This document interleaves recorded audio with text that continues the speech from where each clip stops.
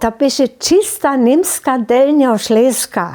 To je so hižo, jen ništun prašao, hač smo me Polsci rečeli absolutne nic, ani nic, a to ja so dženca dživam, když su Polakov zasidlili, k nam je přišla jedna svojba se synom, se s džidom a se jednej sotroču, to reka 5 osobov.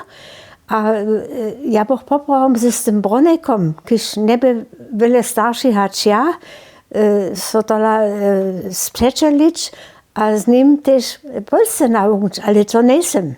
Neviem, čo odla.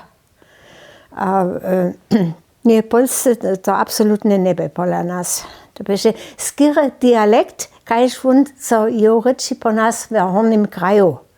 Nikak smo mu tak rečili. A ja dženca nemôžu prajč, kde som ja sva poriadnu nemčinu naukla.